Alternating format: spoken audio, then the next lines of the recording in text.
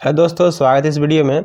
आज हम सॉल्व करने वाले हैं क्लास 10th का जो चैप्टर नंबर 9 है, जिसमें पढ़ना होता है हम लोगों को त्रिकोणमितीय कुछ अनुप्रयोग। इस चैप्टर का प्रश्न नंबर जो 11 है, यानी एक्सरसाइज 9.1 का प्रश्न नंबर 11। बाकी क्वेश्चन हमने पिछले वीडियो में ऑलरेडी सॉल्व करके रखा है, तो आपने नहीं देखा है तो जाकर देख लीजिएगा, ताकि आपका बेसिक क्लियर हो जाए, तभी हम इस क्वेश्चन को सॉल्व कर पाएंगे। ठीक है, अदरवाइज आपको ये क्वेश्चन थोड़ा सा भी समझ में नहीं आएगा। ओके, तो इस क्वेश्चन में ज़्यादा थोड़ा सा एडवांस कॉन्सेप्ट यूज किया गया है। ठीक है, तो उसको देखिएगा ज़रूर। चलिए, तो इस क्वेश्चन को हम सॉल्व करते हैं यहाँ पे। तो प्रश्न नंबर 11 है, इसमें कहा जा रहा है कि एक नहर के एक तट पर एक टीवी टावर ऊर्ध्वाधर खड़ा है। मान लेते हैं ये नहर है, यहाँ से यहाँ तक ये नहर का चौड़ाई है। ठीक है, और इसी के दूसरे इस तट पर मान लेते हैं, इस तट पे यहाँ पे एक टावर खड़ा है। ठीक है, ये टावर हो गया मेरा। अब देखिए, यहाँ पे कहा जा रहा है कि टावर के ठीक सामने दूसरे तट के एक अन्य बिंदु से टावर के शिखर का उन्नयन कोण 60 डिग्री है। मतलब कि ये नदी के दूसरे तट पर इस बिंदु से इसके शिखर का उन्नयन कोण 60 डिग्री बताया जा रहा है। ठीक है, कहा जा रहा है इसी तट पर, मतलब ये जहाँ पे 60 डिग्री वाला एंगल बना है, इसी तट पर इस बिंदु से 20 मीटर दूर, यानी इसी बिंदु से इस तरफ बढ़ेंगे 20 मीटर। तो मान लेते हैं ये दूरी 20 मीटर है।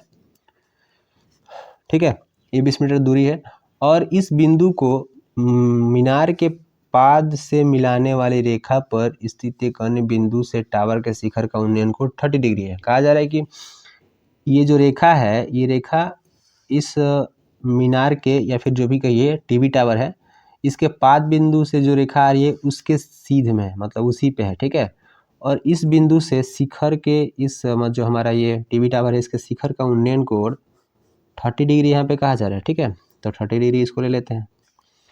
और कहा जा रहा है कि टावर की ऊंचाई और नहर की चौड़ाई ज्ञात कीजिए।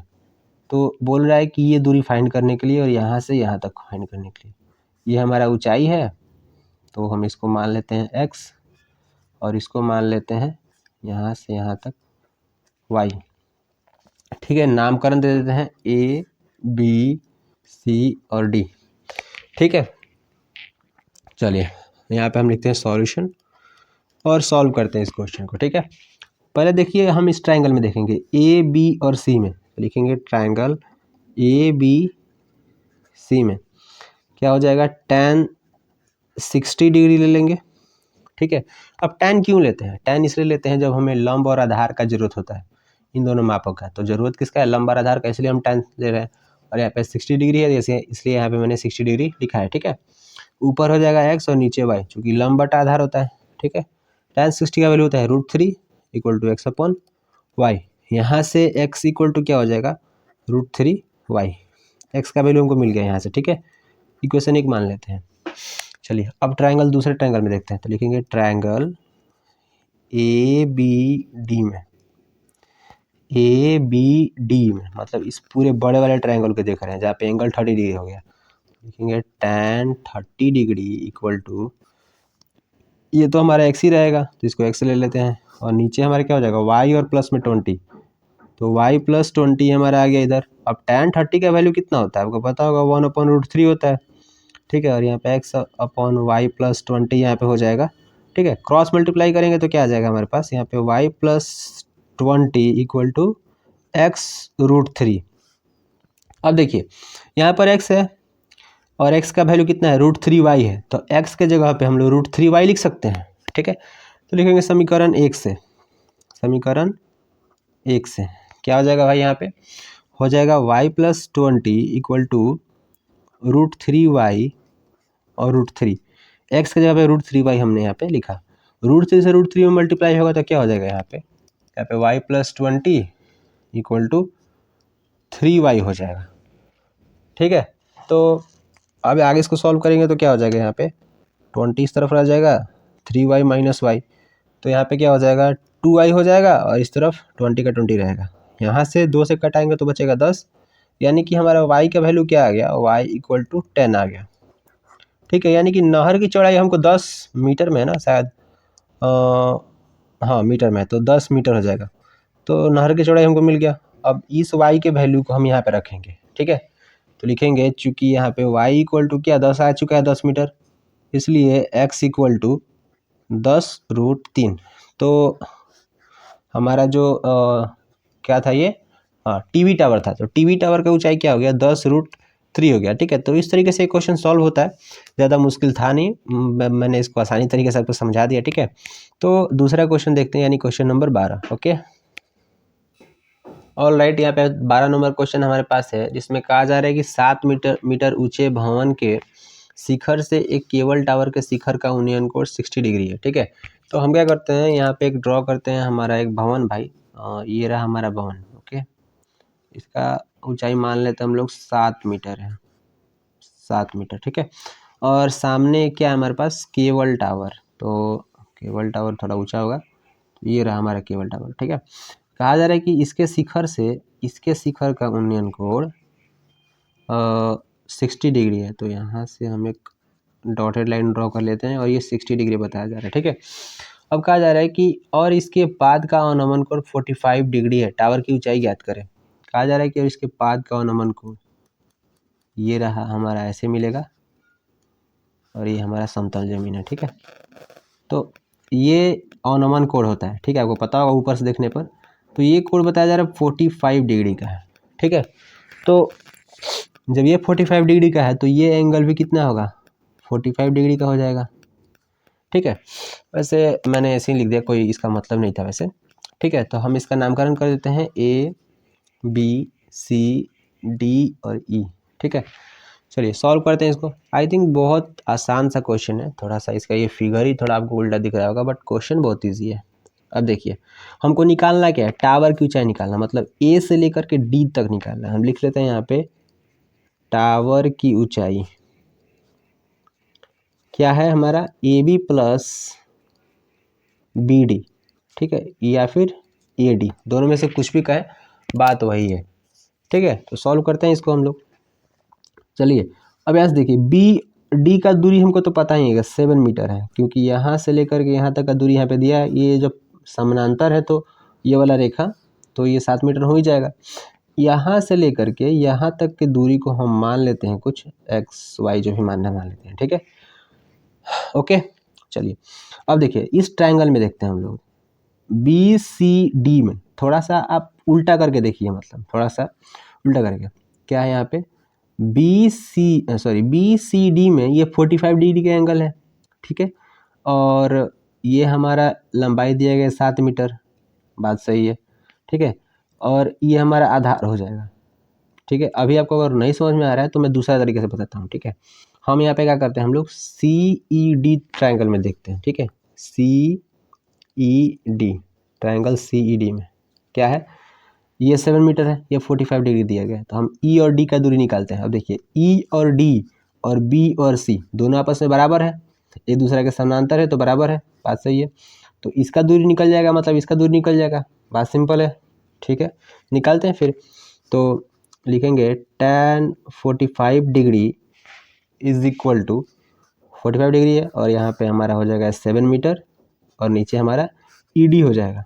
तो लिखेंगे ED 45 डिग्री इक्वल क्या होता है? 1 होता है, और 7/ED, तो ED इक्वल टू क्या हो जाएगा हमारा?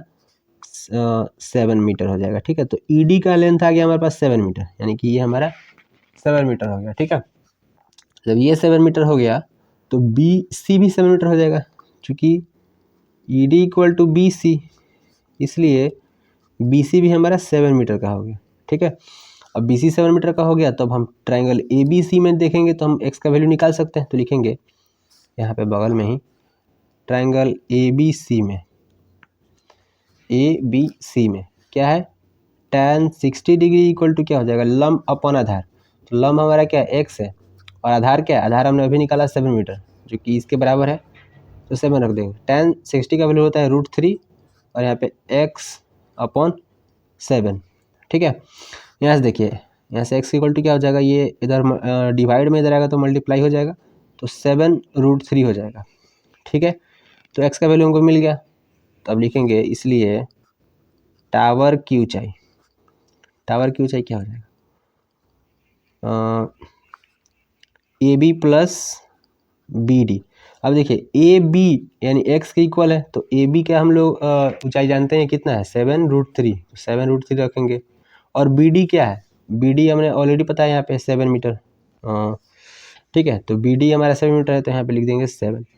अब यहाँ से 7 कॉमन है, तो 7 कॉमन करेंगे तो यहाँ पे बचेगा √3 और प्लस में 1। ठीक है, इसको मीटर में लिख लीजिएगा, यही आंसर है। ठीक है, टावर की ऊंचाई इस तरीके से हम निकाल दिए यहाँ पे।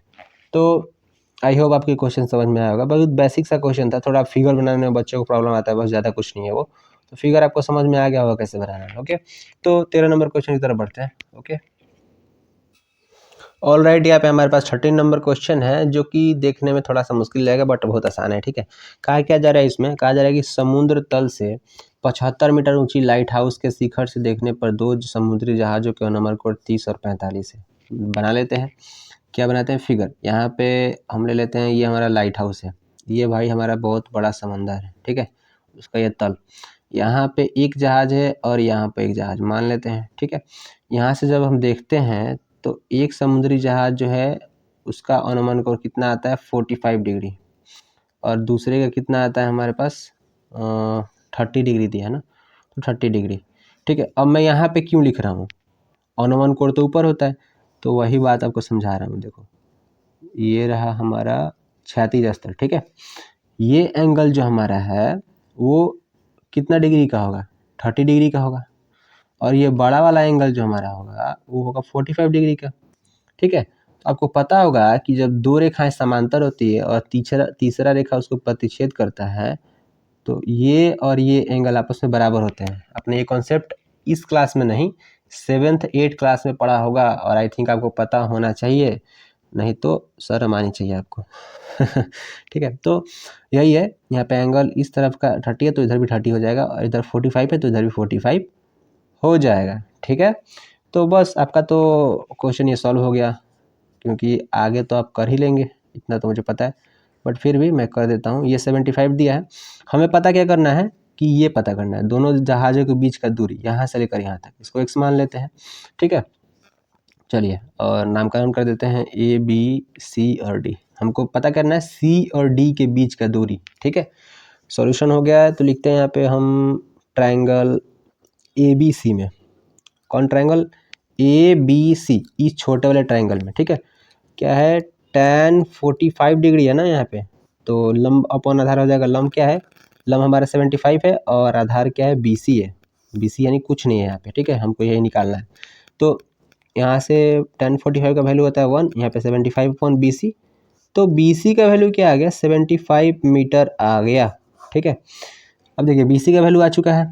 ओके, अब हम निकालना है किसका वैल्यू, x का वैल्यू निकालना है। ठीक है, तो हम क्या करेंगे, अब बड़े वाले ट्रायंगल में ABD में देखेंगे। ठीक है, तो लिखेंगे ट्रायंगल ABD में क्या है यहाँ पे tan 30 degree is equal to, यहाँ पे क्या हो जाएगा 75 है हमारा हाइट, और विड्थ क्या है हमारे पास है 75, ये वाला B से C तक और प्लस x, ये पूरा ना है भाई, तो 75 ये है और ये हमारा x है। ठीक है, क्योंकि BC हमने अभी यहाँ पे निकाला है 75, इसलिए मैंने 75 लिया, और ये x दोनों मिला के 75 प्लस x।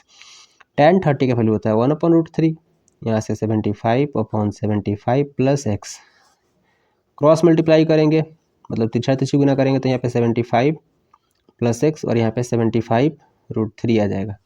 ठीक है, यहाँ से x को एक तरफ रख लेते हैं और इस 75 को दूसरी तरफ लेके जाते हैं, तो क्या हो जाएगा 75√3 माइनस 75, यहाँ से x इक्वल टू 75 कॉमन करेंगे तो √3 माइनस 1, तो ये हमारा दोनों जहाज़ों के बीच का दूरी है। ठीक है, आई होप आपको ये क्वेश्चन समझ में आया होगा, बहुत आसान था। ठीक है, बस थोड़ा सा फिगर लेंदी था। ओके, चलिए नेक्स्ट क्वेश्चन देखते हैं। ऑल राइट, हमारे पास यहाँ पे 14 नंबर क्वेश्चन है, जिसमें कहा जा रहा है कि 1.2 मीटर लंबी एक लड़की भूमि से 88.2 मीटर की ऊंचाई पर एक क्षैतिज रेखा में हवा में उड़ रहे गुब्बारे को देखती है। ठीक है, किसी भी क्षण लड़की की आंखों से गुब्बारे का उन्नयन कोण 60 है, कुछ समय बाद उन्नयन कोण घटकर 30 हो जाता है। इस अंतराल के दौरान गुब्बारे द्वारा तय की गई दूरी ज्ञात करें। कहा जा रहा है कि यहाँ पे एक गुब्बारा उड़ रहा है गोल सा। ठीक है, और धरती से ये कहा जा रहा है 88.2 मीटर ऊंचा है। यहाँ पे एक लड़की है, इस जगह पे मान लेते हैं यहाँ पे एक लड़की है। ठीक है, जिसका हाइट दिया गया है 1.2 मीटर, 1.2 मीटर, ठीक है। और ये मान लेते हैं धरती हमारा है, तो धरती से 88.2 मीटर पे है और लड़की 1.2 मीटर है। यहाँ पे जब ये देखती है तो पहले हमारा होता है एंगल 60 डिग्री का, ठीक है। और कहा जा रहा है कुछ समय बाद 19 को घटकर 30 हो जाता है, मतलब गुब्बारा आगे की तरफ बढ़ जाता है। तो जब गुब्बारा आगे की तरफ जाएगा तो एंगल तो हमारा कम होगा ही, गुब्बारा मान के चलते हैं यहाँ पे आगे, ठीक है। और ये हमारा रहा धरती। तो कुछ समय बाद गुब्बारा आगे बढ़ जाता है और एंगल हमारा कम होके 30 डिग्री हो जाता है, ठीक है। इस अंतराल में गुब्बारा द्वारा तय की गई दूरी ज्ञात करें, मतलब गुब्बारा यहाँ से लेकर यहाँ तक जो गया है ना, ये दूरी हमको फाइंड करना है, ठीक है। तो इसको हम x मान लेते हैं, ठीक है। अब देखिए नामकरण कर देते हैं A B C D E, ठीक है। एक बात ध्यान दीजिएगा आप यहाँ पे कि हमको दूरी क्या चाहिए, CD चाहिए। तो BD का दूरी निकालेंगे, मतलब बड़ा वाला दूरी निकाल करके, और उसमें से BC ये दूरी छोटा वाला, ये जो BC दूरी है घटा देंगे तो ये हमको मिल जाएगा दूरी जो यहाँ पे गुब्बारा द्वारा तय किया गया है। बात समझ में आई? मतलब बड़ा वाला दूरी निकालेंगे, इसमें से ये छोटा सा भाग घटा देंगे तो ये तो ऑटोमेटिकली मिल जाएगा हमको, ठीक है। तो वही काम करेंगे हम इसमें। चलिए सॉल्व करते हैं फिर, ठीक है। तो पहले हम ट्राइंगल ABC में देखेंगे, तो लिखेंगे ट्राइंगल ABC में क्या हो जाएगा हमारे पास, tan 60 डिग्री हो जाएगा, क्योंकि बड़ा वाला एंगल 60 डिग्री का है। और हाइट हमारा कितना दिया है, 88.2 मीटर। अब देखिए ध्यान से, 88.2 क्या है, यहाँ पे भूमि से गुब्बारे की ऊंचाई है, ठीक है। जो गुब्बारा उड़ रहा है भूमि से है, लेकिन यहाँ पे एंगल कहाँ से बन रहा है, लड़की की आँख से, जिसका हाइट कितना 1.2। तो 88.2 में से जब हम 1.2 घटाएंगे तो फाइनल हमारे पास आंसर क्या आ जाएगा, 87 मीटर। तो हम यहाँ पे 87 लेंगे, ना कि 88.2। बात समझ में आई? ठीक है, तो 87 मीटर लेंगे। और नीचे हमारा BC है, तो BC ही रन देते हैं, मान के चलते हैं कि B यहाँ पे है और C यहाँ पे है, ठीक है।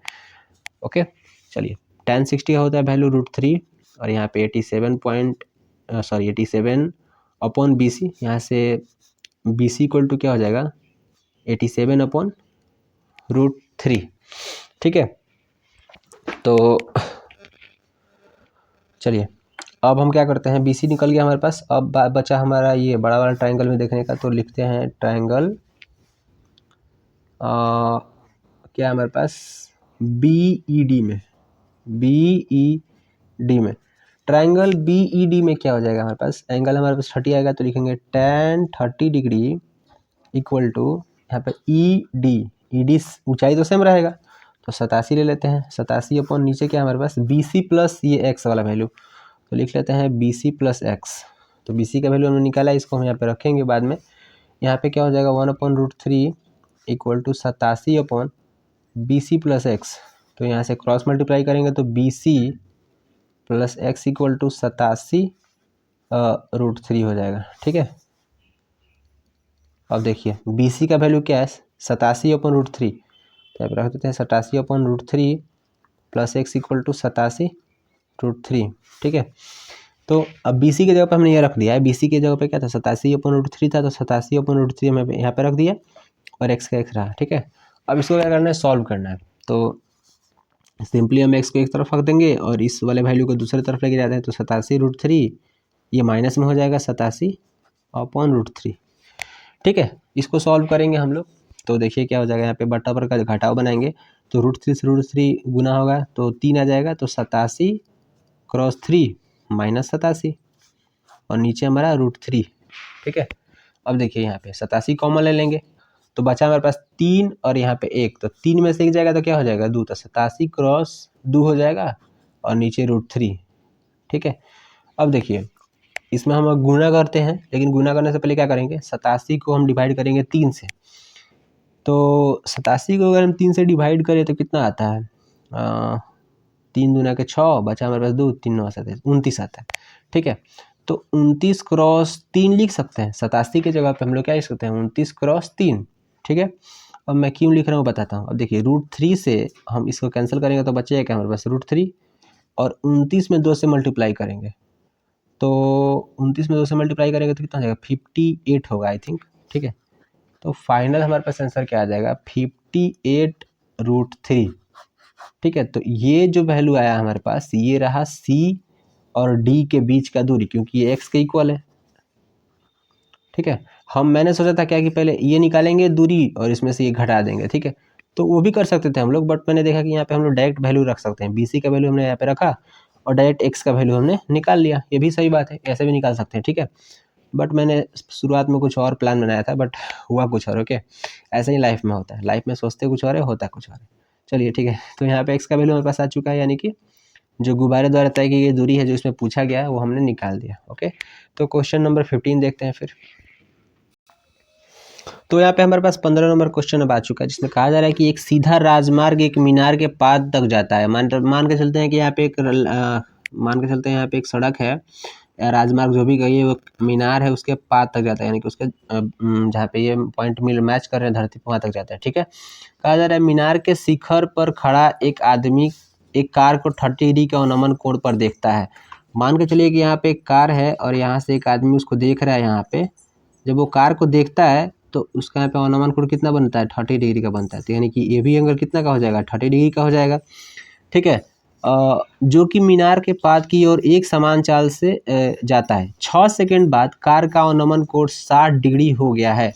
यानी कि जब ये थोड़ी देर बाद कार से चलाता रहता है तो 6 सेकंड लगते हैं, यहाँ से यहाँ तक जाने में 6 सेकंड लगते हैं और ये 60 डिग्री का हो जाता है। ठीक है, इस बिंदु से मीनार के पाद तक पहुँचने में कार द्वारा लिया गया समय ज्ञात करिए। ठीक है, तो हमें पता करना है कि जब ये गाड़ी आगे बढ़ती है तो यहाँ से लेकर के इस जगह तक जाने में वो कितना समय लेती है। ठीक है, तो इसको हम मान लेते हैं x और इसका नामकरण करते हैं AB और यहाँ पे C, और ये बड़ा वाला एंगल यहाँ पे 60 डिग्री का बनता है, तभी ये 60 डिग्री का होता है। ठीक है, ये ध्यान रखिएगा।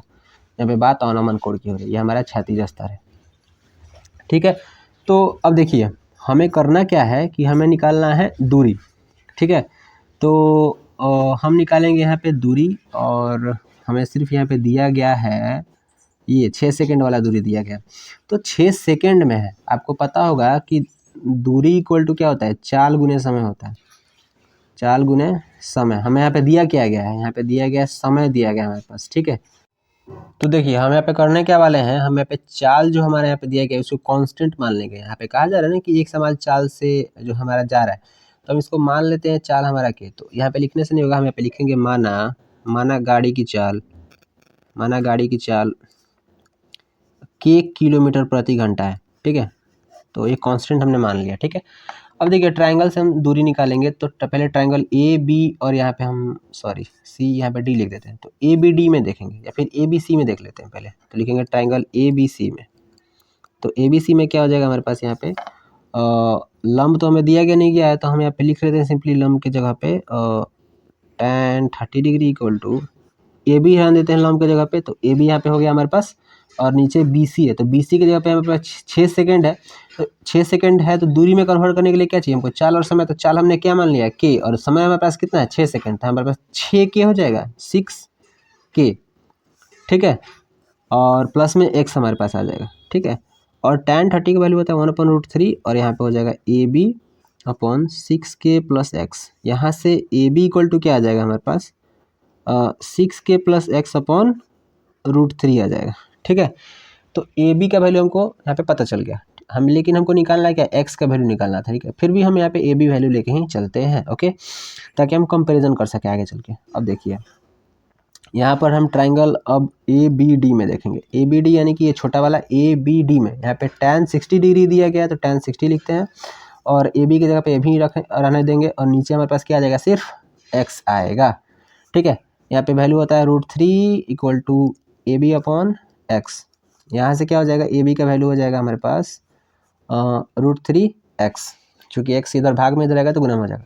तो AB और AB दोनों यहाँ पे हैं, तो इस तरफ वाले भाग को हम बराबर कर सकते हैं, यानी कि हम क्या लिख सकते हैं यहाँ पे कि AB, लेकिन एक सेकेंड, हम यहाँ पे क्या लिख सकते हैं, चलिए पहले दूरी निकाल लेते हैं। तो AB के जगह पे हम यहाँ पे रख लेंगे 6K plus x upon √3 equal to √3x। ठीक है, यहाँ से क्या हो जाएगा 6k plus x equal to 3x। ठीक है, तो अब हम आगे इसको जब सॉल्व करेंगे तो क्या हो जाएगा यहाँ पे 6k इक्वल टू 2x। ठीक है, यानी कि x इक्वल टू क्या हो जाएगा हमारे पास, x इक्वल टू हो जाएगा हमारे पास यहाँ पे 3k हो जाएगा। ठीक है, अब देखिए k यहाँ पे चाल है, ठीक है, और x यहाँ पे क्या है, ये यहाँ पे दूरी दिया गया है। ठीक है, तो आप ध्यान से देखिए इस समीकरण को और इसको आप कंपेयर कीजिए। कंपेयर कैसे करना है हमको, x हमारे पास क्या है यहाँ पे दूरी है, ठीक है, और चाल क्या है हमारे पास यहाँ पे k है, जो कि हमने k माना है गाड़ी की चाल। ठीक है, तो समय हमारे पास बचा, तो समय कितना यहाँ पे आ रहा है 3 सेकंड आ रहा है यहाँ पे, आप ध्यान से देखिए 3 आ रहा है ना, चूंकि इसमें 6 सेकंड था, इसमें 3 आ गया। तो आपको लग रहा है कि आंसर कैसे आ रहा है, आंसर आ चुका है, ध्यान से थोड़ा सा आपको देखना पड़ेगा। एक्स हमने क्या माना था, एक्स माना था ये दूरी बी से डी तक, तो दूरी हो गया। ठीक है, चाल क्या हमने माना के, तो के हमारे पास यहाँ पे के है, और समय बचा हमारे पास, तो समय क्या यहाँ पे 3 है, तो दूरी इक्वल टू चाल गुना समय, तो चाल हमारे पास के है और यहाँ पे हमारे पास समय कितना आ गया 3 सेकेंड। तो फाइनली हम लिखेंगे इसलिए 3 सेकेंड लगते हैं, 3 सेकेंड लगे गाड़ी को पाद बिंदु तक जाने में, पाद बिंदु तक जाने में। अब देखिए ये क्वेश्चन थोड़ा सा अजीब सा बना, क्यों, क्योंकि इसमें दूरी नहीं दिया गया था, ए बी का दूरी नहीं दिया है, ना ही यहाँ पे कुछ मापक दिया था, सिर्फ एंगल दे दिया था और यहाँ पे 6 सेकंड इसका डिस्टेंस दे दिया था। ठीक है, मतलब ट्रेवल करने में जितना टाइम लगा था 6 सेकंड, इसलिए इस क्वेश्चन को हमने ऐसे ही मान के बनाया है। चूँकि गाड़ी का चाल हमने के कॉन्स्टेंट मान लिया, उस हिसाब से सॉल्व किया, ए बी का वैल्यू आया, फिर यहाँ पे ट्राइंगल ए बी डी में, छोटे वाले ट्राइंगल में हमने tan 60 लिया और यहाँ से सॉल्व किया, फिर ये वैल्यू को हमने इसमें रखा, वैल्यू रखने के बाद फाइनली हमको यहाँ पे एक इक्वेशन मिला, जिसको हमने इस दूरी इक्वल टू चाल गुने समय वाला जो हमारा इक्वेशन है इससे कंपेयर किया। कंपेयर करने के बाद हमको पता चला कि ये 3 सेकंड यहाँ पे समय आ रहा है, जो कि हमसे पूछा गया था कि कार द्वारा लिया गया समय बताइए पाद बिंदु तक पहुँचने में, बी बिंदु तक पहुँचने में। ठीक है, तो हमारा वो आ चुका है। ठीक है, तो इस तरीके से हमारा क्वेश्चन नंबर 15 सॉल्व होता है। लास्ट क्वेश्चन इस चैप्टर का सॉल्व करते हैं, जो क्वेश्चन नंबर 16 है। ओके, ऑलरेडी यहाँ पे हमारे पास क्वेश्चन नंबर 16 है, जिसमें कहा जा रहा है कि मीनार के आधार से और एक सरल रेखा में 4 मीटर और 9 मीटर की दूरी पर स्थित दो बिंदुओं से मीनार के शिखर के उन्नयन कोण पूरक कोण है। ओके, बनाते हैं फिगर। मान लीजिए कि एक मीनार है, यहाँ से एक 4 मीटर और एक 9 मीटर, जो कि एक सीधी रेखा में है दोनों। ठीक है, और यहाँ पे एंगल दिया गया है, बट एंगल का मान नहीं दिया गया, मतलब वैल्यू नहीं दिया है। कहा जा रहा है कि उन्नयन कोण पूरक कोण है। पूरक कोण का मतलब होता है ऐसे कोण जिनको जोड़ने पर 90 डिग्री है। तो मान लेते हैं कि ये हमारा कोण थीटा है। ठीक है, ठीक है, तो दूसरा क्या हो जाएगा 90 माइनस थीटा हो जाएगा, दोनों का एडिशन कितना होना चाहिए 90 होना चाहिए। तो एक थीटा दूसरा 90 में से घटा देंगे तो थीटा वाला वैल्यू तो हमारे पास आ जाएगा दूसरा। ठीक है, अब कहा जा रहा है कि सिद्ध करें कि मीनार की ऊंचाई 6 मीटर है। तो पहला बात तो ये 4 मीटर दिया गया है, ठीक है, और यहाँ से ये 9 मीटर दिया गया है, तो हम ए बी सी डी मान लेते हैं। ठीक है, कहा गया है कि ए बी को हमको प्रूव करना है 6 मीटर है, तो लिख लेते हैं सॉल्यूशन। लिखेंगे यहाँ पे माना मीनार की ऊंचाई, इसको हम x मान लेते हैं। ठीक है, x इक्वल टू हमको 6 प्रूफ करना है यहाँ पे, तो यहाँ पे प्रूफ होगा।